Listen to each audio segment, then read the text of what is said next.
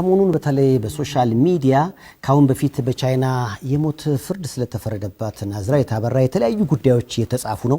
በዚህ ጉዳይ ላይ እውነታው ምንድነው በሚል ወደ አሜሪካን ደወል አድርጌ ያለው መስመር ላይ አቢ አበራለች። እንደምን አለሽ? ሰላም ነው ወይ? ሰላም ነው፣ እግዚአብሔር ይመስገን። ደህና ነህ ሰይፉ? ሁሉ ሰላም ነው። የት ከተማ ነው ያለሽው? ኢንዲያና። የናዝራዊት አበራ እህት ነሽ? አዎ፣ ታላቅ እህቷ ነኝ። የቤተሰቡ ታላቅ ነኝ። ሰሞኑን አቢ መቼም አንቺም አይተሽዋል፣ ብዙ ነገር ይጻፋል። ማንን ማመን እንደሚገባ በጣም ብዙ ሰው ተቸግሯልና ምን አዲስ ነገር ኖሮ ነው ሰው የተለያየ ነገሮችን እየጻፈና እያለ ያለው? እንግዲህ እኔም ቤተሰባችንም ይሄ ነገር ከየት እንደጀመረ ማወቅ አልቻልንም። ግን ያው በጣም ብዙ ነገር ነው እየተነገረ ያለው። የተወሰነ እውነታ አለ፣ በአብዛኛው ደግሞ ትክክለኛ ያልሆነ ኢንፎርሜሽን ነው ያለው እና በመጀመሪያ ደረጃ ለመላው የአገራችን ሕዝብ በሙሉ በቤተሰቤ ስም በጣም ነው የማመሰግነው። ምክንያቱም ይሄንን አይነት አቴንሽን የሰጧት አዝነውላት አስበው የት ደረሰች የሚለው ነገር ነው እና ስለተቆርቋሪነታቸው ስለማሰባቸው ድምፅ ለመሆን ለሷ በሚያደርጉት ነገር ሁሉ እኔም ቤተሰቤም ሁላችንም አፕሪሺየት እናደርጋለን፣ እናመሰግናለን። ግን በአሁኑ ሰዓት እየሆነ ያለው ነገር እሷን ከሚጠቅማት ይልቅ የሚጎዳት ነገር ነው የሚሆነው። ልክ ዜናው በዚህ መልኩ እንደሚሄድ ሁሉ መጥፎ ነገርም ቢሆን እሷ ማስተማሪያ የምትሆን ለብዙ ማስተማሪያ እንድትደረግ ሊያስደርጋት የሚችል ኬዟ ስቲል ኦንጎይንግ ነው፣ አላለቀም እና ከሚጠቅማት ይልቅ ይሄ ትክክል ያልሆነው ኢንፎርሜሽን እየተሰራጨ ያለው ለጉዳት የሚዳርጋት ነገር ስለሆነ ቲክቶከሮችንም ዩቲዩበሮችንም ይሄንን ነገር እንዲያወርዱልን በትህትና እንጠይቃለን። ምክንያቱም አይጠቅማትም። አዎ የብዙ ሰው አቴንሽንን የሚስብ ነገር ነው፣ ግን አይጠቅማትም ያለው። ለዚህም ነው እኛ እናንተን ማግኘት በኢቢኤስ በኩል ከመጀመሪያው ከመታሰሯ ጊዜ አንስቶ አክቹዋሊ ዛሬ በትክክል 7 ዓመቷ ያለቀበት ቀን ነው ዛሬ ዲሴምበር 18 እና ወደ 8ኛ ዓመት የምትሄድበት ነው። እንደታሰረችም ድምፅ የሆናችሁን እናንተ ናችሁ።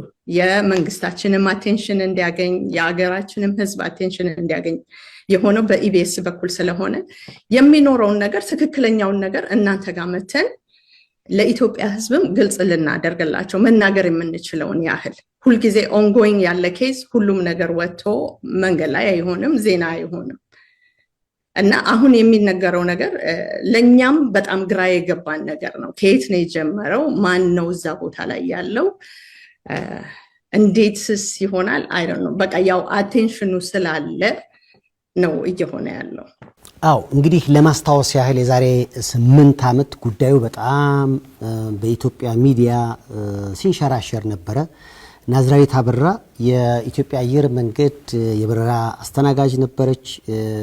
ወደ ቻይና በሚሄደው ጉዞ ሰው የሰጣት ዕቃ ይዛ ሄዳ አደንዛዥ እጽ ነው በሚል ያው እንግዲህ የሞት ፍርድ እንደተፈረደባት በጊዜው ሲነገር ነበረ። ይሄ ጉዳዩ ምንድነው ብሎ ለሚጠይቅ ለማስታወስ ያህል ነው። እኔ ግን አቢ አንቺን መጠየቅ የምፈልገው በጊዜው ከሷ ጋር በተገናኘ ዕቃውን የሰጠቻት ተብሎ አንድ የክስ ሂደት አስታውሳለሁ እና እሱስ ከምን ደረሰ? መረጃ ይኖርሽ ይሆን? አዎ እዚህ ጋር ላርምህና ናዝራዊት የበረራ አስተናጋጅ አይደለችም። አክቹዋሊ የሲቪል ኢንጂነሪንግ ተመራቂ ናት፣ ሲቪል ኢንጂነር ናት። ከዛም በኋላም በኢንቴሪየር ዴኮሬሽን ሌላ ዲግሪ የወሰደች ሰው ናት። ጓደኛዋ ናት የኢትዮጵያ አየር መንገድ አስተናጋጅ የነበረች ናት። እናም በኋላ ነው ነገሩን የምናውቀው እንዴት እንደሆነ እንዴት እንደሰጠቻት። ያው በፊትም የተናገርነው ነገር አለ። አብረው ነበረ ወደ ቻይና ሊሄዱ። ናዝራዊት የኢንቴሪየር ዲዛይኒንግ ስራዋን በመቀጠል ያላትን የማርኬት የማቴሪያል ጥናት ያንን እያደረገች ነው የነበረው እና በመጨረሻም አብረው መብረር ሲኖርባቸው አባቴ ሞተ በሚል ሰበብ ቀርታ ናዝራዊትን ትልካታለች። ናዝራዊትን ፈቃደኛ አልነበረችም የተላከውን ዕቃ ይዞ ለመሄድ which was የፀጉር መታጠቢያ ሻምፑ ነው፣ ፈሳሽ ነው። እና ለምን ሻምፑ ከዚህ ወደ ቻይና ይሄዳል ብላም ጓደኛዋን ስትጠይቃት የመለሰችላት መልስ የሂውማን ሄር ፕሮሰስ ማድረጊያ ነው የሚል ነው። በኋላ ነው ቻይናም ከደረሰ በኋላ ያ ማቴሪያል ከ3 ወር በላይ ጊዜ ወስዶ ነው ምንነቱ የታወቀው። 5.65 ኪሎግራም ኮኬን ነው የነበረው። እንኳን በናዝራዊት በአንዲት ወጣት ልጅ አቅም አይደለም እንደዛ አይነት ኮኬን በምን አይነት ሁኔታ ሊጓጓዝ እንደሚችል፣ ምን አይነት ሰዎች እንደሱ ዲል እንደሚያደርጉ መቼም የሚያውቅ በውጭ የሚኖር ሰው ምናምን ሊያውቀው ይችላል። ለኛ ብዙም ግልጽ ያልሆነ ነገር ሊሆን ይችላል። ምን ደርሷል የሷ ኬዝ ለምትለው በሌለችበት የ18 ዓመት ፍርድ ተፈርዶባታል። ያም የሆነው በብዙ ልፋትና ድካም ነው። የራሳቸው ጓደኞች በጊዜው የነበሩት የሁለቱም የጋራ ጓደኞች ማለት ነው። እነሱ ለምስክርነት ቀርበው ያዩትን ተናግረው ያው የናዝራዊትም ኬዝ መኖሩ ማለት ነው። ጥፋት አጥፍታ ስለማታቅ ያመክረው 15 ዓመት ነው የተፈረደባት። ግን ሁሉም ነገር በሌለችበት ነው። she never served ታስራ ሰርቭ አላደረገችም። ምናልባት የናዝራዊትን ንጽህና ለማሳየት ይህን የፍርድ ሂደት ለቻይና መንግስት ማቅረብ አልተቻለም? አቢ ተችሏል።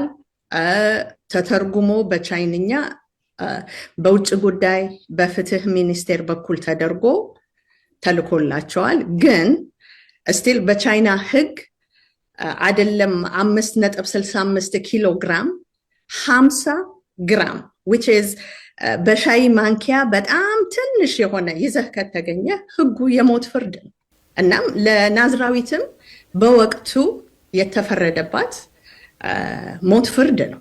2 ዓመት የሚሆን ዲቴንሽን ሴንተር ካቆዩት በኋላ ያ የሞት ፍርድ። እሷ ያንን አትጠብቅም። ሁልጊዜ የምትናገረው እውነቱን ነው የተናገርኩት ብላ ነው።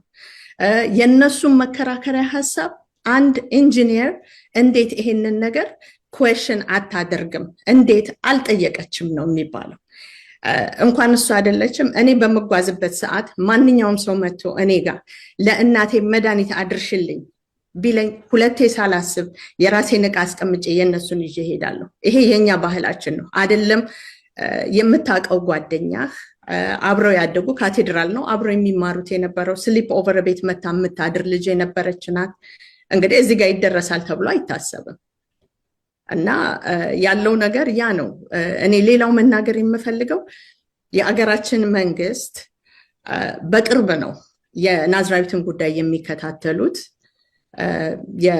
እዛ የሚገኙት አምባሳደሩም ኮንሱላቶቹም በተለያየ ጊዜ የሚመጡትም ሰዎች በሙሉ አዲስ አበባም ያለው የፍትህ ሚኒስቴር፣ የውጭ ጉዳይ ሚኒስቴር ሁሉም በጋራ አንድ ላይ በመሆን የእሷ ጌዝ እየታየላት ነው። የሚያስፈልገው ነገር በሂደት ነው የሚሆነው። የሞት ፍርዱ ከተፈረደ በኋላ ሴፕቴምበር በፈረንጅ መስከረም 2022 ወደ የዕድሜ ልክ እስራት ተቀይሮላታል። የሞት ፍርድ የሚለው ከጠረጴዛው ላይ ተነስቷል። ናዝራዊት የሞት ፍርደኛ አይደለችም በዚህ ሰዓት። የዕድሜ ልክ እስራት ግን አላት። በዚህ ሁኔታ ነው ያለችው። እስር ቤት ውስጥ የምታሳየው ጸባይ፣ ስነ ምግባሯ፣ የምታደርገው አክቲቪቲ ያ ደግሞ ወደፊት ከአገራችን መንግስትም እርዳታ አንድ ላይ ሆኖ ወደ አመታት እንዲቀየርላት ወደዛ ነው አሁን እየሄድን ያለ ነው። ምናልባት በስር ላይ ያለን ሰው የማየት የመጎብኘት የመጠየቅ መብት በተለያዩ ሀገራት እንዳለ አውቃለሁና ናዝራዊትን የመጎብኘት የማየት ያለችበትን ሁኔታ የማወቅ ነገር እንደ ቤተሰብ አለ? እንግዲህ ከ2 ዓመት በፊት በወር 10 ደቂቃ ስልክ ይፈቀድላታል። ለቤተሰብ ትደውላለች። በወር 10 ደቂቃ ቤተሰብን ታናግራለች። ሌላው የኢትዮጵያ ኤምባሲና ኮንሱላት ቻይና ያሉት አፕዴት ይሰጡናል። ያለውን ነገር ምን ደረሰ የሚለው ከነሱ ጋር ኮሚኒኬት እናደርጋለን። ናዝራዊትም በ2 ወርም ይሁን በ3 ወርም የሚደርሰን በኢሜል የሚመጣ ኮፒ የተደረገ ደብዳቤ ይደርሰናል። እኔም እመልሳለሁ። ሁሉም ነገር አይደለም የሚደርሰው፣ ግን በተወሰነ መልኩ ኮሚኒኬሽን አለ። ከታሰረች ጀምሮ ቤተሰብ፣ እኔና የኔ ተከታይ እህቴ ሄደን አይተናታል። የተፈቀደልን ግማሽ ሰዓት እንድናያት ነው። መነካካት አልነበረም።